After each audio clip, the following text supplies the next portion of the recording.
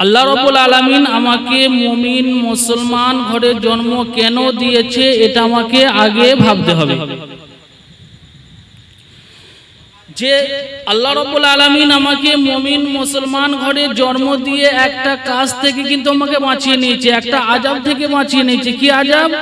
যে এই যে দুনিয়ার আযাব, দুনিয়ার যে আগুন, সেই আগুন থেকে আমাদেরকে বাঁচিয়ে নিয়েছে। নিচে না নেয় না।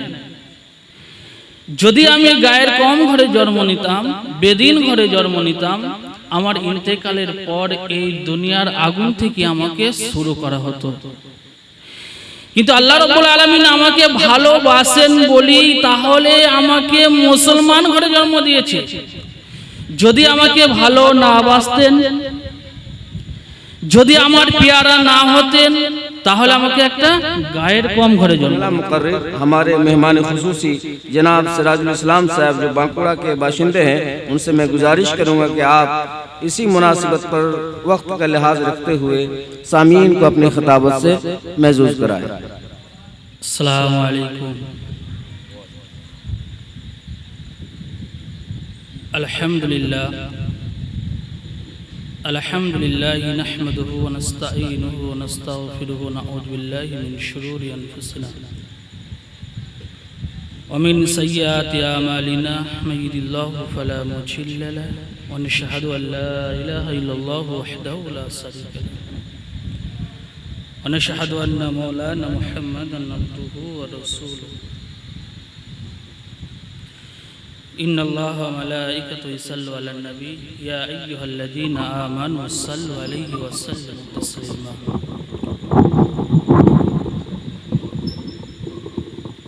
अम्मा बाद फ़अऊज़ु बिल्लाहि मिनश शैतानिर रजीम। बिस्मिल्लाहिर रहमानिर रहीम। वक़ाल नबी सल्लल्लाहु अलैहि वसल्लम या अय्युहल्लज़ीना आमनू ताईनु बिस्सब्रि वस्सलाह इन्नल्लाहा मअस-साबिरीन। अल्हम्दुलिल्लाह, समस्त प्रशंसा समस्त गुणगान से अल्लाह रब्बुल आलमीनेर जन्य, जिनी महियान गरियान सर्वशक्तिमान असीम कृपावान, से अल्लाह रब्बुल आलमीनेर बड़ शान बड़ मेहरबानी। आज एक मजलिस, এই মজলিস কিসের? যে আমাদের খুশি মানানোর মজলিস নয়, এটা কোনো জলসার মজলিস নয়, যে রুহের মাগফিরাতের জন্য, যে আমাদের কাছ থেকে যে বিদায় নিয়ে চলে গেছে তার রুহের মাগফিরাতের জন্য, সে নিষ্পাপ, তার কোনো গুনাহ নেই। তা সত্ত্বেও আমাদের মন মানছে না, এর জন্য একটা মজলিস করা হয়েছে। যে বড় বড় ওলামারা আছেন, আমার থেকে তিনাদের জ্ঞান বেশি। আল্লাহ রাব্বুল আলামিন যেটুকু জ্ঞান দিয়েছে, যে আমরা সর্বপ্রথম চিন্তা করি যে আমরা কোথায় এসেছি, কেন এসেছি, কিসের জন্য এসেছি, যে এখানে আসার উদ্দেশ্য কিসের জন্য, কেন এসেছি। আল্লাহ রাব্বুল আলামিন আমাকে মুমিন মুসলমান ঘরে জন্ম কেন দিয়েছে এটা আমাকে আগে ভাবতে হবে। যে আল্লাহ রাব্বুল আলামিন আমাকে মুমিন মুসলমান ঘরে জন্ম দিয়ে একটা কাজ থেকে কিন্তু আমাকে বাঁচিয়ে নিয়েছে, একটা আযাব থেকে বাঁচিয়ে নিয়েছে। কি আযাব? যে এই যে দুনিয়ার আযাব, দুনিয়ার যে আগুন, সেই আগুন থেকে আমাদেরকে বাঁচিয়ে নিয়েছে। নিচে না নেয় না। যদি আমি গায়ের কম ঘরে জন্ম নিতাম, বেদিন ঘরে জন্ম নিতাম, আমার ইন্তেকালের পর এই দুনিয়ার আগুন থেকে আমাকে শুরু করা হতো। কিন্তু আল্লাহ রাব্বুল আলামিন আমাকে ভালোবাসেন বলি তাহলে আমাকে মুসলমান ঘরে জন্ম দিয়েছে। যদি আমাকে ভালো না বাসতেন, যদি আমার प्यारा না হতেন, তাহলে আমাকে একটা গায়ের কম ঘরে জন্ম দিতেন। আল্লাহ রাব্বুল আলামিন এই দুনিয়ার আগুন থেকে আমাদেরকে বাঁচিয়ে নিয়েছেন এবং আল্লাহ আমাদের সাথে ওয়াদা করেছেন। কি ওয়াদা করেছেন? যে এই মুসলমান ঘরে জন্ম দেওয়ার কারণে তোমাকে আমি দুনিয়ার আগুন থেকে বাঁচিয়ে নিলাম, আর আমি ওয়াদা করছি যে তোমাকে আমি জাহান্নামের আগুন থেকে বাঁচিয়ে নেব। নিব না নিব না? আল্লাহ রাব্বুল আলামিন যখন আমাকে মুসলমান ঘরে জন্ম দিয়েছে, আমাকে মুসলমানের মতো কাজ করতে হবে। যদি আমি মুসলমানের মতো না কাজ করি, যদি আমার কাজটা কোনো গায়ের কমের মতো হয়, আমার ঘরে শান্তি নেই। সারাদিন খেটে আসছি, খেটে আসার পর যে রাত্রে আমি বিবির কাছে থাকবো, সেই শান্তিটাও আমার নেই। কেন নেই? সর্বপ্রথম যখন আমি ঘরের মধ্যে ঢুকছি, আমি কিন্তু সালাম দিই না, দিই নিজের স্ত্রীকে সালাম দিই না। আমি একটা আলেমকে দেখতে পেলাম, একটা মাওলানাকে দেখতে পেলাম, তাকে সালাম দিলাম। কেন?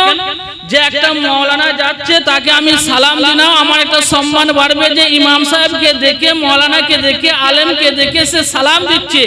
আমার সর্বপ্রথম যে জায়গায় সালাম দেওয়া দরকার, আমার নিজের স্ত্রীকে কোনোদিন সালাম দিয়েছি? দিই নাই। তাহলে ভাই আমার ঘরের মধ্যে শান্তি আসবে কোথা থেকে? আমি শান্তি পাবো কোথা থেকে? যদি আমি সর্বপ্রথম দরজা করাই, লক করার পর বিবিকে সালাম দিই, আমার মনে যত কষ্ট থাকুক না কেন, আমার বিবির প্রতি, আমার প্রতি আমার বিবির যত রাগ থাকুক না কেন, এই সালামের মাধ্যমে তার রাগ পানি হয়ে যাবে। হবে না? হবে না? কিন্তু ভাই আমরা কোনোদিন দিই না। আমার সালাম না দেওয়ার কারণে আমার ঘরে শান্তিটা সর্বপ্রথম দূর হয়ে গেছে। দেখুন, আমি টাকা পয়সা রোজগার অনেক করতে পারি, আমি প্রত্যেকদিন এমন টাকা রোজগার করি যে আমি প্রত্যেকদিন আরাম আয়েশে কাটাতে পারবো, আমি ভালো মন্দ খেয়ে কাটাতে পারবো। কিন্তু আমার মনে যদি শান্তি না থাকে, যদি আমি ঘরে ঢোকার পর আমার স্ত্রীর মন যদি বেজার হয়ে থাকে, আমার স্ত্রীর মন যদি মনমরা হয়ে থাকে, আমার সাথে ভালো হেসে খেলে কথা বলে না, তাহলে আমার মনে শান্তি থাকবে ভাই? থাকবে না।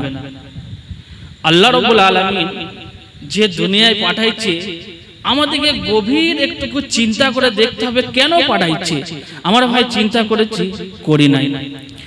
যে আমার ছেলে মারা গেল, আমার মা মারা গেল, আমার বাপ মারা গেল, আমি কিছু মাওলানাকে দাওয়াত দিলাম, দাওয়াত দিয়ে বলে দিলাম যে আমার বাপের জন্য দোয়া করবে, আমার মায়ের জন্য দোয়া করবে, আমার সন্তানের জন্য দোয়া করবে।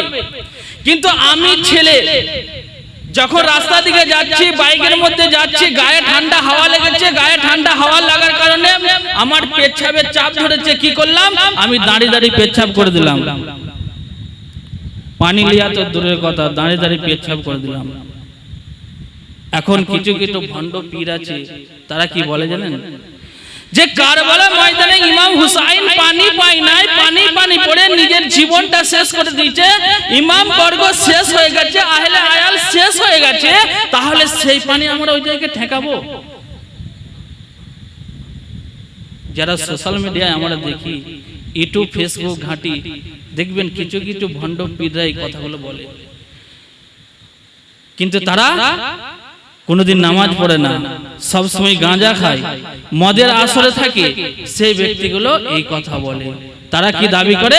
যে আমরা বড় হুজুরের খাদিম, আমরা বড় হুজুরের নাম ভাঙিয়ে তারা খাচ্ছে। কিন্তু তিনারা বলে যাননি, হযরতে আব্দুল কাদের জিলানী রহমতুল্লাহ আলাইহি বলে গেছে যে তোমরা আমার রওজায় এসে পড়ে থাকো, যে আপনাদের কাছে যে পাথর চাবড়ির পীর বাবা, তিনি কি বলে গেছে? দাদা বাবু বলে গেছে যে আমার কাছে এসে বসে থাকো, মুরগি নিয়ে এসো, মান্নত করো। মান্নত করবো কার কাছে? আল্লাহর কাছে কোনোদিন করেছি? আমার বাচ্চা হয় না, আল্লাহর কাছে কোনোদিন দরিকার নফল নামাজ পড়ে বলেছি যে আল্লাহ আমাকে বাচ্চা দাও? বলেছি কোনোদিন? কোনোদিন নামাজ পড়েছি, স্ত্রীকে নামাজ পড়ার জন্য বকেছি? আমার সন্তান পড়তে যায় নাই, আমার সন্তান কাজ করে নাই, আমার সন্তানকে আমি মেরেছি।